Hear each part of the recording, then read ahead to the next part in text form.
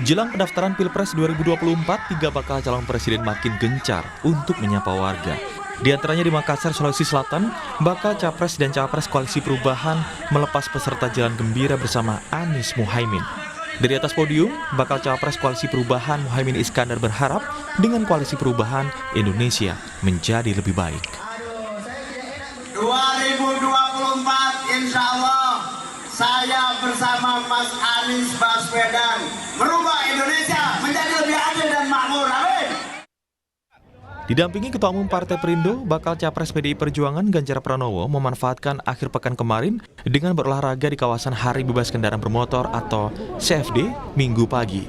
Selain Ketua Umum Partai Perindo, sejumlah artis juga turut menemani Ganjar berolahraga. Usai berolahraga, Ganjar menyempatkan mampir di kawasan Senayan untuk menyantap kuliner produk UMKM setempat. Kita diajak keliling, satu dapat olahraganya, dia sama istri juga. Dua mau ditunjukin UKM yang ada di sekitar sini. Kita cicipin beberapa makanan, ada mie ayam, ada bubur ayam tadi. Nanti kita harapkan ada bantuan gerobaknya, habis itu manajemennya. Sementara itu sebelumnya di awal bulan, bakal calon Presiden Prabowo Subianto juga menyempatkan diri berkunjung ke Belu, NTT. Kedatangan Prabowo disambut ribuan warga. Prabowo Subianto dalam sambutannya mengatakan berterima kasih kepada Presiden Joko Widodo karena telah memperhatikan warga ex-pejuang Timor Timur dengan membangun rumah layak huni. Keyakinan, keberpihakan, keputusan Pak Joko Widodo untuk ex-pejuang tim-tim. Benar atau tidak? Benar! Menyapa warga menjadi salah satu cara untuk mendongkrak elektabilitas para bakal capres 2024 di saat pendaftaran Pilpres semakin dekat. Mampukah cara-cara mereka dengan menyapa warga bisa menarik simpati rakyat? Tim Liputan, Kompas TV. Saudara, hari-hari ini para kandidat bakal calon presiden 2024 disibukkan dengan berbagai kegiatan, terutama untuk menyapa warga. Apalagi pendaftaran Pilpres semakin dekat. Nah, apa saja cara-cara kandidat bakal capres menyapa warga dan mampukah cara-cara ini mendongkrak elektabilitas mereka? Pagi ini kita akan bahas dengan sejumlah narasumber, diantaranya Ketua DPP PDI Perjuangan, Andreas Hugo Parera, anggota Dewan Pembina Partai Gerindra Andre Rosiade, dan juga Ketua DPP Partai Nasdem, Effendi Hoiri. Selamat pagi, Bapak-Bapak. Assalamualaikum. Waalaikumsalam. Selamat pagi, Mas Radi. Bang Andreas, Gus Coy. Ya, Mas Andre. Ya. Selamat pagi. Baik, saya ke Gus Coy dulu deh, yang kemarin bakal calon presiden dan wakil presidennya bersafari ke Sulawesi Selatan, terutama di Makassar nih. Mengunjungi juga sempat berziarah ke makam Pangeran Diponegoro dan menyapa warga lewat acara yang cukup dihadiri banyak massa begitu. Nah, kalau saya lihat nih Gus, ini kan saya mengatakan seperti ini, kenapa saya menanyakan terlebih dulu ke Gus Coy, karena Mas Anies dan Gus Muhaimin ini tidak berada di dalam pemerintahan Pak Jokowi, meskipun Gus Muhaimin menempatkan kader-kader PKB-nya di kabinet, tapi tidak langsung begitu berada dalam pemerintahan. Jadi jarang juga ya untuk nongol di media dan juga dilihat oleh massa. Tapi investasi politik itu kenapa baru muncul sekarang begitu? Karena saya lihat sebelumnya agak jarang juga nih Mas Anies sama Gus Muhaimin itu menyapa warga sebelumnya, begitu Gus? Apa iya? Ini sama Anies jarang menyapa rakyat. Nah, contohnya di mana yang sebelum-sebelumnya sudah menyapa rakyat itu? Ya, sosialisasi lebih dari 100 titik ya sebelum punya pasangan dengan Caimin. Dan Caimin sebagai ketua umum partai kan juga tentu sering keliling ke bawah ya, termasuk juga anggota DPR. Saya kira penilaian itu kurang objektif ya. Hanya mungkin kita aja yang tidak tahu. Ya. Anies tahun sebelumnya juga ngajar itu kan juga bersama rakyat, ya kan, meskipun bukan rakyat di jalanan mungkin gitu kan. Tapi juga punya gerakan Indonesia Mengajar itu kan juga pada umumnya rakyat, kan. Ya. Jadi bentuknya mungkin yang berbeda. Jadi nggak bisa dibilang tidak menyapa rakyat. Oke. Oke, artinya ya, silakan Gus. Silakan Gus. Intinya adalah saya kira semua pemimpin yang sekarang tampil itu lalu kemudian mereka memperoleh nilai dari masyarakat sesuai dengan hasil survei, paling tidak untuk sementara ini. Masuk 3 besar itu semua karena mereka selain rakyat punya simpati juga mereka pastilah komunikasi dengan rakyat. Dan setelah itu tergantung penilaian rakyat itu sendiri. Ya. Iya, Mas Anies punya cara sendiri untuk menyapa rakyat. Jadi tidak harus dipublikasi begitulah ya, Gus ya, karena sudah dari sebelum-sebelumnya juga ada program-program ataupun ya kalau dibilang belusukan lah ala Pak Jokowi dulu waktu kita ingat tahun 2019 itu Pak Jokowi yang menggencarkan ide belusukan menyapa rakyat. Nah, saya ke Bung Andreas Pereira. Ini Mas Ganjar kalau kita lihat sekarang banyaknya menyapa masyarakat itu melalui kegiatan-kegiatan yang populis begitu. Nah, apakah yang dilakukan oleh Mas Ganjar Pranowo sekarang itu sudah bisa mengoptimalkan nanti cara-cara Mas Ganjar itu mengoptimalkan suara Mas Ganjar nanti di Pilpres, Mas Andreas? Jadi gini, Mas Radi. Ya. Pada dasarnya ya ketika ini kan tahapan untuk mensosialisasikan diri sebagai bakal calon presiden. Ya, sebelum nanti kalau ditetapkan oleh KPU akan menjadi calon presiden. Tapi ini adalah masa sosialisasi untuk bakal calon presiden. Ya. Nah, pada dasarnya di dalam proses ini adalah untuk memperkenalkan diri. Kalau Mas Ganjar ini kan sebelumnya gubernur. Meskipun sudah digadang-gadang untuk menjadi bakal calon presiden, tapi kan posisi formalnya itu adalah gubernur Jawa Tengah. Sehingga perlu lebih mengindonesia. Sehingga dengan demikian tingkat kedikenalannya atau popularitasnya lebih banyak lagi gitu, meningkat. Nah, untuk itu biasanya ada 2 pola di dalam melakukan pengenalan tersebut itu. Ya. Yang pertama adalah mendatangkan massa atau membuat crowd, menciptakan kerumunan atau mendatangi kerumunan. Nah, itu saya kira pola yang sering digunakan oleh kandidat-kandidat atau orang-orang yang akan mensosialisasikan diri, berkampanye di dalam setiap pemilihan umum. Nah, saya kira Mas Ganjar di sini ya selama ini lebih banyak menggunakan pola mendatangi kerumunan, mendatangi massa.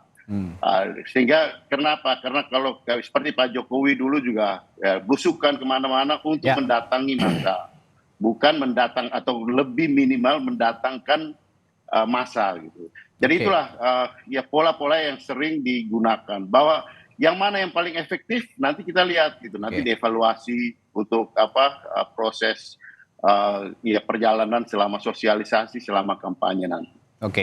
Nah, metode belusukan ini kan sebenarnya dipopulerkan sama Pak Jokowi ya, mulai dari pemilu 2014, lalu 2019 begitu ya. Metodenya kurang lebih dipakai sampai saat ini. Kalau saya lihat metodenya Mas Anies dan Gus Muhaimin juga begitu. Mas Ganjar juga begitu. Nah, tapi untuk Pak Prabowo nih, Bung Andre, saya atau kita sepertinya agak jarang melihat Pak Prabowo langsung menemui kerumunan, menemui massa yang banyak begitu. Sepertinya ada metode lain dari Pak Prabowo. Metode apa yang dipakai sebenarnya untuk mensosialisasikan dirinya sebagai bakal calon presiden, Bung Andre? Ya, baik Radi. Memang Pak Prabowo kan banyak terkendala waktunya karena memang menjalankan tugas sebagai menterinya Pak Jokowi. Jadi Pak Prabowo di hari-hari biasa beliau bertugas membantu Presiden Jokowi sebagai Menteri Pertahanan. Sehingga memang fokus Pak Prabowo selama dari 2019 mulai dapat penugasan ya banyak bekerja membantu Presiden Jokowi. Nah, memang tapi sejak akhir 2022 yang lalu, Desember 2022, kami sudah meminta Pak Prabowo di weekend, di akhir pekan, untuk mulai menyapa masyarakat. Nah, Radi bisa lihat waktu di 2022 itu Pak Prabowo masih di posisi nomor 3, surveinya masih di bawah Mas Ganjar maupun Mas Anies yang sempat menyalip Pak Prabowo di tahun 2022. Tapi sejak akhir 2022 Pak Prabowo di akhir pekan mulai menyapa masyarakat, kita masih melihat Pak Prabowo perlahan tapi pasti naik dan alhamdulillah per April sudah menyalip Mas Ganjar dan konsisten sampai sekarang di nomor 1. Sehingga kalau kita lihat mungkin di survei 3 nama Pak Prabowo menang tipis di Mas Ganjar, tapi kalau head to head nanti di putaran kedua Pak Prabowo dan Mas Ganjar, Pak Prabowo unggul 10-11%. Jadi Pak Prabowo menyapa masyarakat itu kita lakukan. Yang kedua, di luar itu tentu seluruh kader Gerindra dan pendukung beliau melakukan hal yang sama. Seperti saya, misalnya anggota DPR RI, fraksi Partai Gerindra, Dapil Sumatera Barat 1, saya kalau keliling di Dapil, dikeliling di Sumatera Barat sebagai ketua DPD, itu bukan saya mensosialisasikan Pak Prabowo, mensosialisasikan hal-hal positif tentang Pak Prabowo, menjawab fitnah dan hoax terhadap Pak Prabowo, dan juga menyampaikan program apa yang akan dibawa Pak Prabowo sebagai keberlanjutan pemerintahan Pak Jokowi. Jadi kalau melihat muka Andre Rosiade di Sumatera Barat, ya masyarakat melihat mukanya Pak Prabowo. Nah, bukan hanya Pak Prabowo yang bekerja menemui masyarakat, tapi anak-anak Pak Prabowo, kader-kader Pak Prabowo, pejuang politik Gerindra turun ke lapangan bertemu dengan masyarakat dan mengajak masyarakat bersama-sama memenangkan Pak Prabowo. Dan alhamdulillah itu efektif. Ya, kita unggul tapi kita tidak boleh jumawa. Tentu kita akan bekerja lebih keras lagi. Di luar itu juga atribut ya. Bagaimana kita lihat kader-kader Gerindra memasang foto-foto Pak Prabowo, dan juga terakhir media sosial, Radi, sekarang adalah zaman era digital, dan kita tahu pemilih mayoritas sekarang ada milenial dan Gen Z, dan kita lihat bagaimana kami menghasilkan konten-konten yang menarik bagi masyarakat Indonesia, sehingga konten-konten positif dan menarik itu memang menarik bagi Gen Z dan milenial. Gen Z dan milenial kan tidak tertarik dengan perdebatan, tidak tertarik dengan fitnah, tidak tertarik dengan hoax. Yang mereka melihat adalah konten-konten positif. Jadi kita lakukan berbagai hal-hal yang positif sehingga masyarakat ingin datang ke TPS dengan riang dan gembira. Itulah keinginannya Pak Prabowo. Tapi begini Bung Andre, kalau saya lihat di survei Litbang Kompas belum lama ini ya, di bulan-bulan kemarin begitu, kalau saya tidak salah 2 bulan lalu, ada survei Litbang Kompas yang mengatakan, atau hasilnya begini, 70% lebih itu hasilnya metode sosialisasi yang tepat untuk mengenalkan diri kepada publik, kepada masyarakat adalah langsung menemui masyarakat. Tapi kan Pak Prabowo ini sekarang agak jarang lah begitu ya, Pak Prabowo lebih lebih ke dialog. Dulu Pak Prabowo tetap bertemu dengan masyarakat, tapi tentu dimulai dari Jumat sore, Sabtu dan Minggu. Jadi memang tapi artinya begini Bung Andre, tidak sebanyak Mas Ganjar dan juga Mas Anies begitu kan, ada forum dialog yang terbatas lah begitu masanya, tidak terbuka lah, benar-benar terbuka. Nah ini apa nggak takut kehilangan suara nanti gitu loh, meskipun gini Radi, mungkin Radi nggak melihat Pak Prabowo banyak bertemu masyarakat. Jumat, Sabtu, Minggu bertemu satu titik tuh ribuan warga, 500 warga, puluhan ribu warga, ada pertemuan-pertemuan itu. Mungkin Radi nggak lihat lagi berita-berita soal itu. Jadi Jumat, Sabtu, Minggu, Pak Prabowo Jumat sore itu mulai bertemu masyarakat Jumat, Sabtu, Minggu, di luar seluruh dukungan kader Gerindra dan seluruh relawan pendukung beliau yang melakukan sosialisasi langsung ke masyarakat. Jadi Jumat malam, Sabtu dan Minggu Pak Prabowo bertemu dengan masyarakat secara langsung, bertemu dengan puluhan ribu warga. Itu dilakukan dengan Pak Prabowo. Memang bedanya Mas Ganjar dan Mas Anies Senin sampai Jumat siang itu lebih longgar daripada Pak Prabowo. Gitu ya? Pak Prabowo Senin sampai Jumat siang bertugas membantu Pak Jokowi, gitu loh. Masih bertugas gitu ya. Masih bertugas. Tapi Jumat malam sampai Sabtu dan Minggu Pak Prabowo juga bertemu puluhan warga di berbagai titik di Indonesia. Itu langsung dilakukan beliau. Makanya kalau kita lihat tadi survei Pak Prabowo, insya Allah beliau lolos ke putaran kedua, dan di putaran kedua alhamdulillah masih unggul dibandingkan Mas Ganjar 10-11%.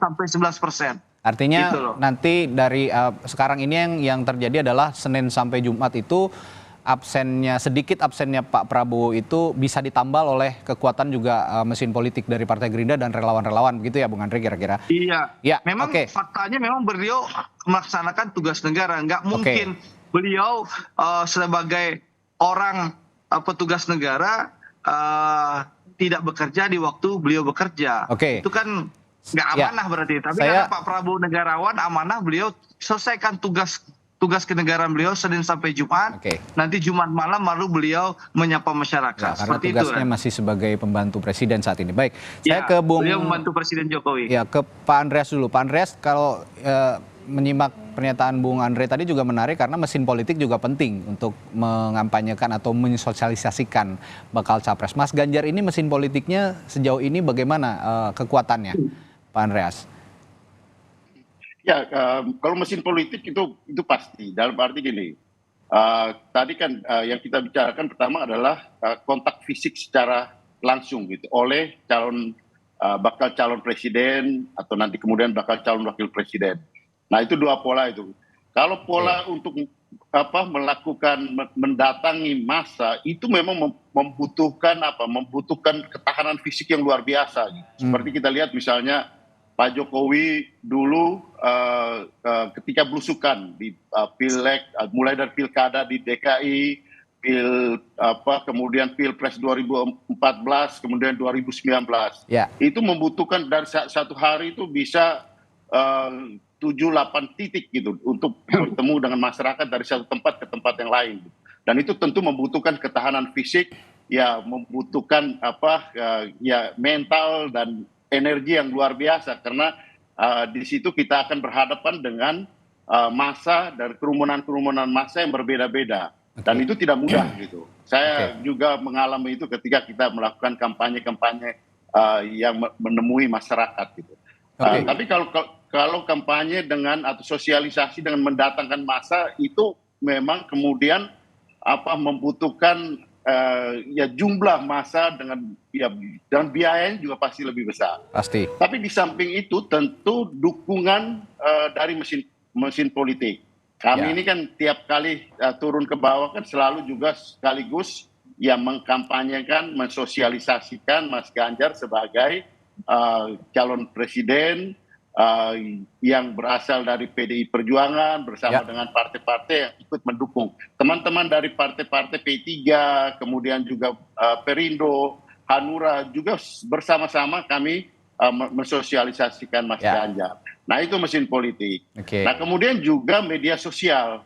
Nah, saya kira peran media sosial itu betul. Sekarang sangat-sangat membantu di dalam proses sosialisasi. Bisa jadi orang hanya ada di tempat, tapi kalau dengan media sosial yang begitu gencar, bahwa kesan itu diulang-ulang terus, misalnya berkunjungnya sekali, tapi diulang-ulang terus, itu akan sangat membantu di dalam proses sosialisasi ini. Karena kuncinya adalah meningkatkan kedikenalan. Nah, Mas Ganjar ini sampai dengan periode ketika beliau masih menjadi gubernur, tingkat kedikenalannya itu masih di bawah dari calon presiden yang lain. Oleh karena itu tapi tingkat kedisukaannya tinggi gitu. Sehingga kalau tingkat popularitas kedikenalannya naik, pasti tingkat elektabilitasnya akan naik. Karena beliau ketika dikenal, beliau biasanya disukai oleh publik. Nah, itu kelebihan daripada Mas Ganjar dan oleh karena itu sampai sekarang posisi elektabilitas Mas Ganjar itu selalu berada pada posisi nomor satu di atas dengan selisih dengan Pak Prabowo juga dengan Mas Anies. Baik, sebelum jeda saya ke Gus Coy dulu. Ini pertanyaannya kurang lebih sama. Kalau mesin politiknya Mas Anies dan Gus Muhaimin kita tahu ada Nasdem, ada Partai Kebangkitan Bangsa, lalu ada PKS juga yang kuat di simpul-simpul tradisional begitu. Nah, mesin politik dari Mas Anies dan juga Gus Muhaimin apa yang bisa disokong oleh mesin politik untuk terus mendongkrak, karena kita lihat di survei juga sepertinya masih agak jauh tertinggal jauh dengan dua bakal calon presiden lainnya. Ya udah. Pertanyaannya udah bisa dipahami. Baik, silakan. Jadi semua kontestan itu ingin menang. Untuk menang teorinya sama, ini ilmunya sama. Oke. Strateginya kecuali curang ya, Oke. kecuali menggunakan kekuasaan. Di luar itu tuh sama semua. Jadi yang pertama, semua ingin dikenal. Untuk dikenal dengan berbagai instrumen dipakai. Instrumen silaturahim secara langsung atau istilah hariannya belusukan ya. Secara langsung atau dilakukan oleh kader-kader, oleh partai, oleh relawan, ya, oleh semua instrumen, ya, instrumen macam itu teorinya sama itu sama. Tinggal soal intensitasnya, kan? Tinggal soal intensitasnya. Intensitas itu tinggal soal kemauannya, ada waktu apa tidak dan seterusnya di situ. Ini sama semua, kan? Oke. Nah dari sini diharapkan disukai. Setelah orang silaturahim karena ada ta'aruf saling mengenal di situ, sosialisasi, komunikasi, menyampaikan visi misi, track record, rekam jejak dan segala macam lewat macam-macam cara termasuk media sosial itu kemudian disukai. Setelah disukai dipilih. Nah, itu udah rumus sama semua ini, teorinya sama. Ada satu lagi. Meskipun sekarang mungkin surveinya tinggi gitu kan terus menurut di atas kedua ya kan dan mungkin sementara yang ada yang ketiga terus ujungnya meskipun seluruh ilmu tadi itu kita pakai begitu belum tentu itu otomatis menang. Oke. Ada satu lagi namanya takdir. Ya, roda dan putra. Di sini adalah doa. Di sini yang tidak tertangkap oleh survei. Ya. Di sini yang tidak tertangkap oleh akal dan pikiran kita. Tidak tertangkap oleh ilmu-ilmu tadi itu.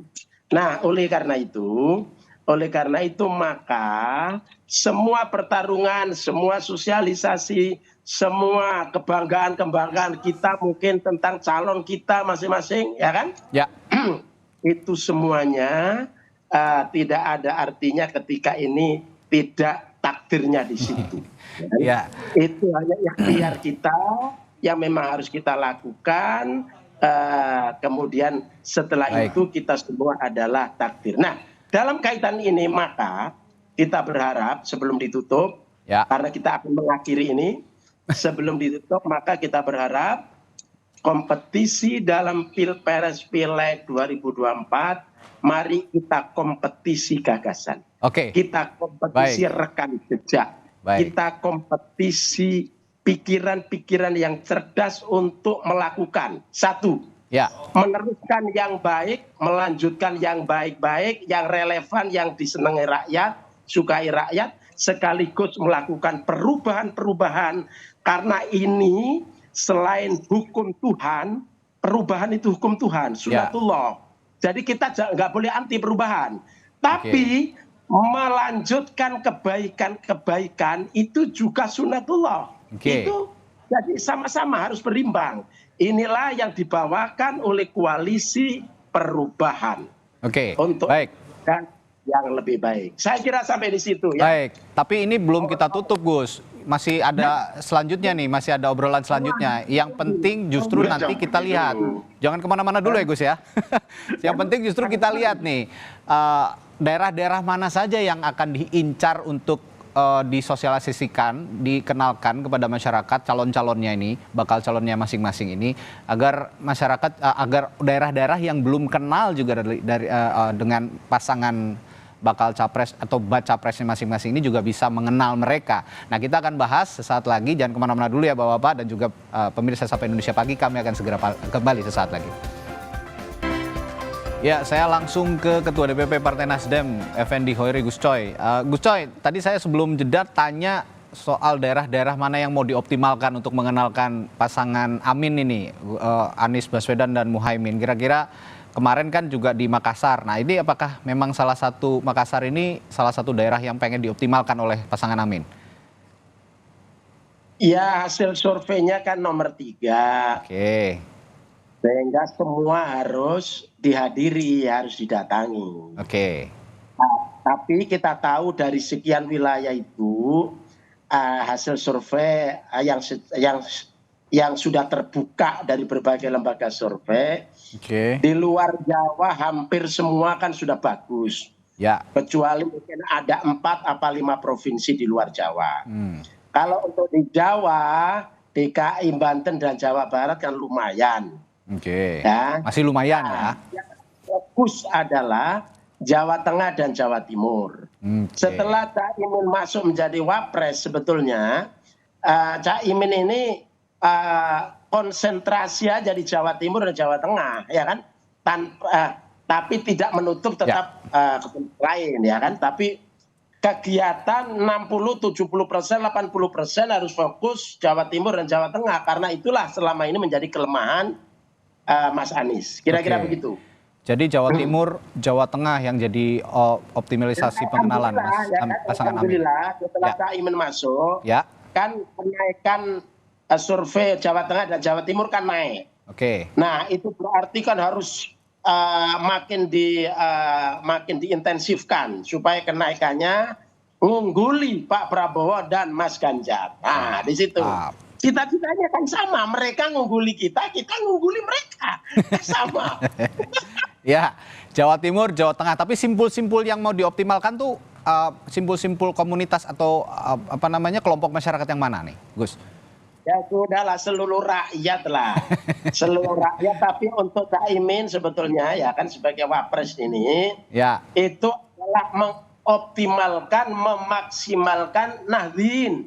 Oke. Karena Nahdien di Jawa ini 70%, ya, 70%. 70% itu ngantongnya ada di Jawa Timur, Jawa Tengah. NU memang ada di mana-mana, tetapi kalau dia dapat NU kan hasil survei Denny JA yang mengaku masyarakat NU, warga NU itu kan 56% dari penduduk Indonesia. Kalau Caimin bisa dapat 30% kan udah luar biasa. Oke. Anies sudah 20%, berarti kan sudah 50%. Lebih nanti ya. Yang berarti kan menang. Bisa 100%. Ya, oke, tadi Jawa Tengah, Jawa Timur untuk concern pasangan Amin, terutama kaum Nahdien yang dituju karena ada 70% lebih katanya tadi, kata Gus Coy, yang bisa digarap ya suaranya untuk pemilu 2004 atau Pilpres 2024. Nah, sekarang ke Bung Andre, kalau Pak Prabowo ini kan sudah kuat sepertinya saya lihat di Sumatera gitu ya, di luar Jawa ya, di Sulawesi dan juga beberapa daerah lainnya di luar Jawa. Nah, untuk di Pulau Jawa apakah memang akan jadi target sasaran utama Pak Prabowo saat ini? Ya, memang kami sudah melakukan survei dapil se-Pulau Jawa ya, dari ujung barat sampai ujung timur, dari Banten sampai Jawa Timur ya. Tentu kita melihat bahwa memang betul tadi Radi bilang bahwa di luar Jawa, baik di Sumatera, Pak Prabowo Sumatera itu Pak Prabowo unggul nomor 1. Oke. Di Sulawesi, di Kalimantan sampai Nusa Tenggara dan Papua, insya Allah di luar Jawa Pak Prabowo unggulin Mas Ganjar dan Mas Anies.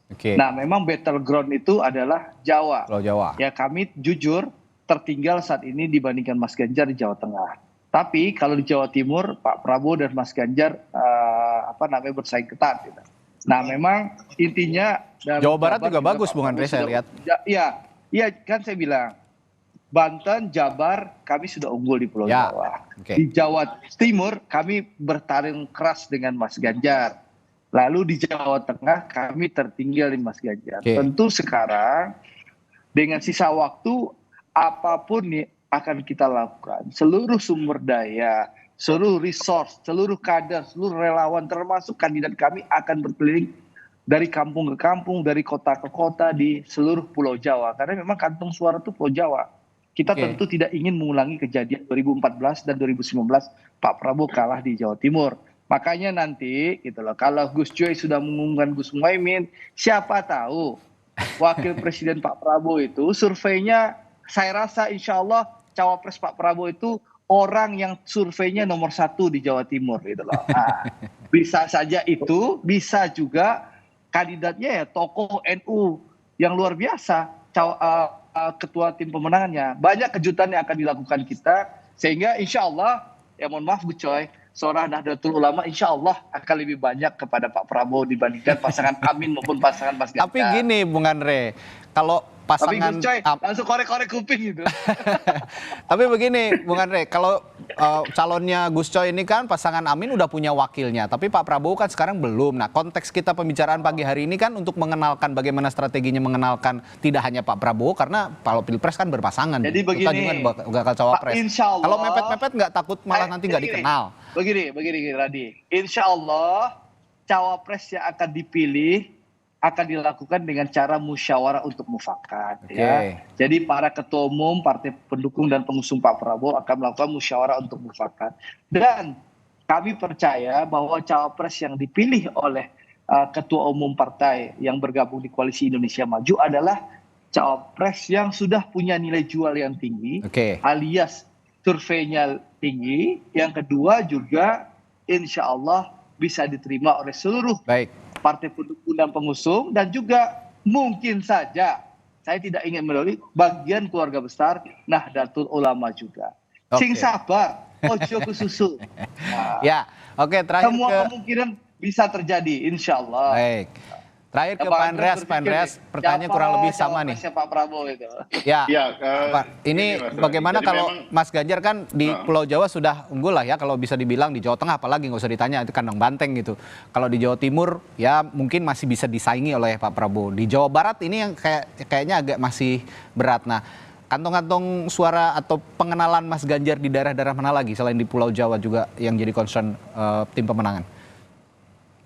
Jadi memang kalau kita bicara soal ya belusukan atau sosialisasi ini harus dimulai dengan teoritis ya, secara teori dimulai dengan dari hasil survei, kemudian membuat pemetaan.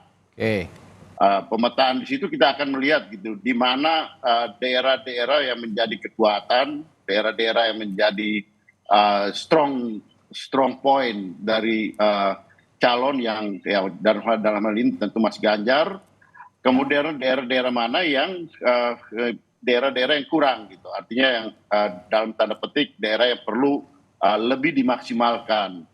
Nah kemudian di mana daerah pertempuran di mana banyak semua atau calon-calon yang ada itu mempunyai kekuatan yang berimbang gitu. Tentu di sini kita akan lebih memfokuskan pada daerah-daerah yang kurang tadi gitu. Dalam arti untuk memperkuat. Di situ juga melihat bagaimana, karena sekarang kan calon wakil presidennya belum muncul gitu, belum ada gitu.